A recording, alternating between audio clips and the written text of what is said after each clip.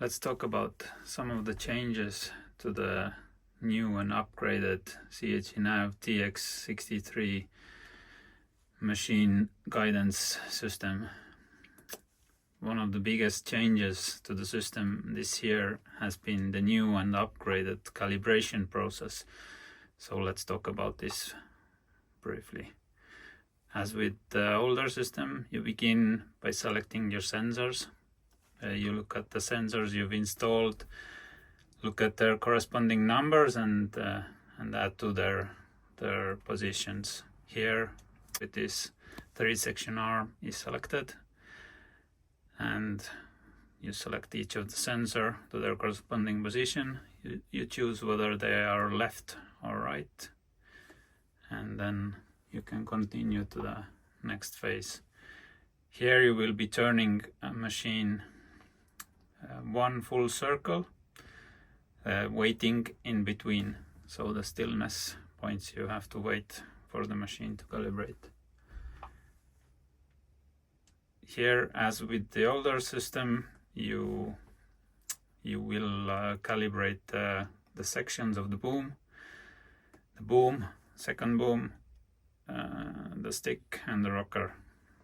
Each one has a pictogram showing what to do as well. So for the next one, here is all the measurements. As I have suggested in other videos, I would use a total station for this one, but you can also use tape measure.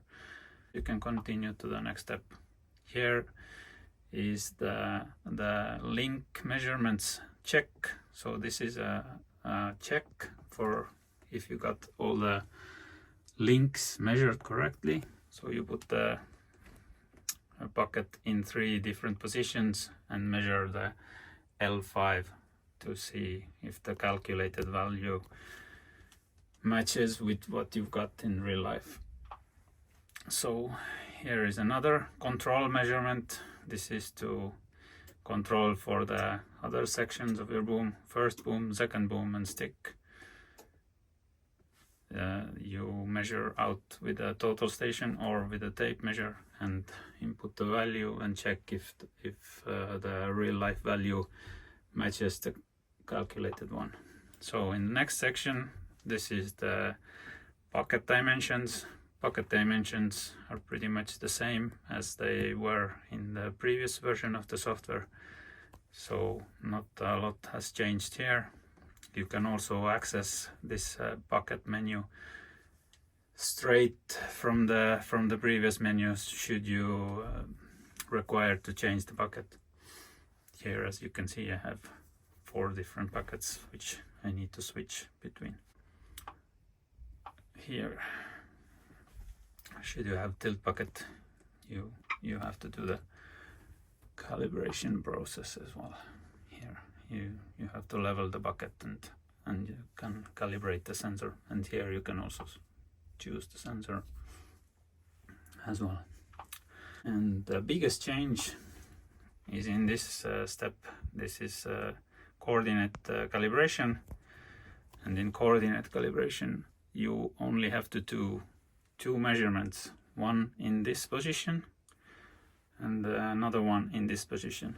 And the values you get from your rover measurement you input here to the corresponding fields, and then once you've entered them, you collect the value in this position.